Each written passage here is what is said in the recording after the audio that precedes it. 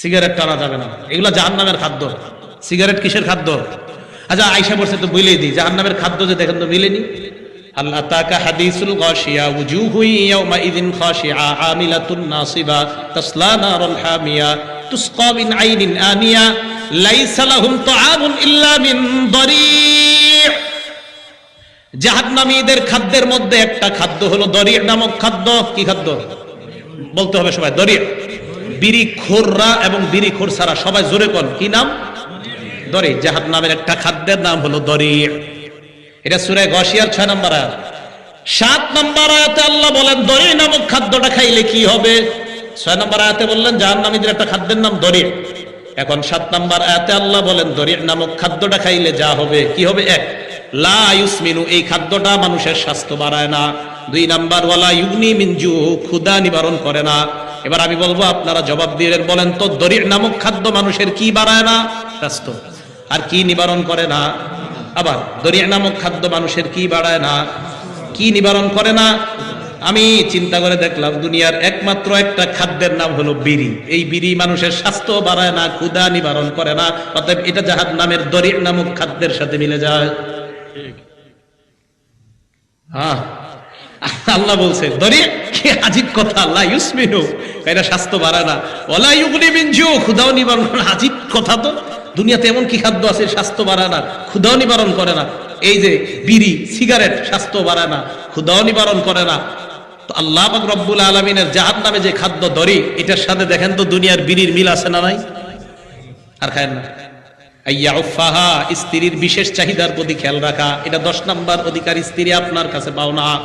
দলিল সাধারণ কিতাবের না, বুখারী শরীফের 1977 নম্বর হাদিসের বর্ণনা। 1977 নম্বর হাদিসের বর্ণনা বুখারী শরীফের। নবীজির একজন সাহাবা আব্দুল্লাহ ইবনে আমর রাদিয়াল্লাহু তাআলা বিয়ে করছে। বিয়ে করার পর সারা দিন রোজা রাখে, সারা রাত নামাজ পড়ে। নবীজির কানে এই সংবাদ পৌঁছে গিয়েছে। আব্দুল্লাহ ইবনে আমর বলেন, নবী রে কে জানি বলে দিয়েছে আন্নি আসরুদুস সাওমা ও উসাল্লিল লাইলা, আমি সারা দিন রোজা রাখি, সারা রাত নামাজ পড়ি। আল্লাহর নবীর কানে এই বিচার গেছে।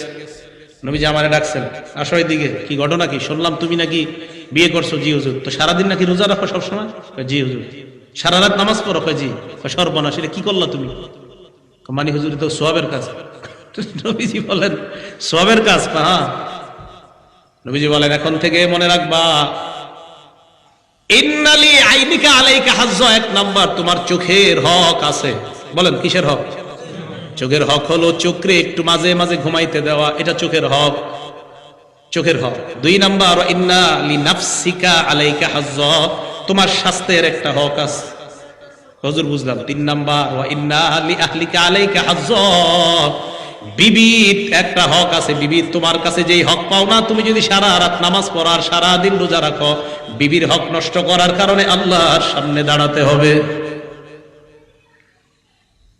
স্ত্রীর বিশেষ হক নফল নামাজের মাধ্যমে আর নফল রোজার মাধ্যমে নষ্ট করা যাবে না। মাঝে মাঝে রোজা রাখা যাবে, সোমবারে রাখেন, বৃহস্পতিবার দিন রাখেন, আর মাসের 13, 14, 15 রাখেন। আইয়ামে 20, চন্দ্র মাসের 13, 14, 15, সোমবার, বৃহস্পতিবার। তাহলে প্রতি সপ্তাহে যদি 2টা করে হয়, মাসে 8টা হয়। আর মাঝের যদি আপনার 3টা হয়, তো 8 আর 3 মাশাআল্লাহ 15 হয়ে যায়। অনেক সময় দেখবেন 15 হবে, অনেক সময় একটু কম বেশি হতে পারে। আর 15 হয়ে গেলে দাউদ নবীর রোজার মতো হয়ে যাবে। দাউদ নবীর রোজা মাসে 15টা রোজা, 15টা রোজা না, একদিন রোজা রাখতেন, একদিন রাখতেন না, আবার রাখতেন, আবার রাখতেন না।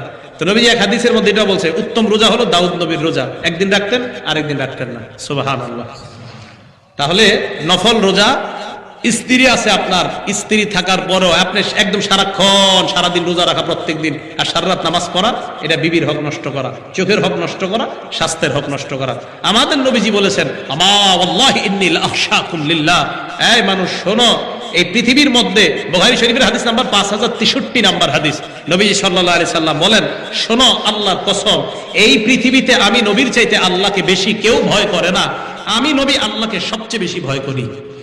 এই আমি নবীও রাতে ঘুমাই, আমিও রাতে নামাজ পড়ি।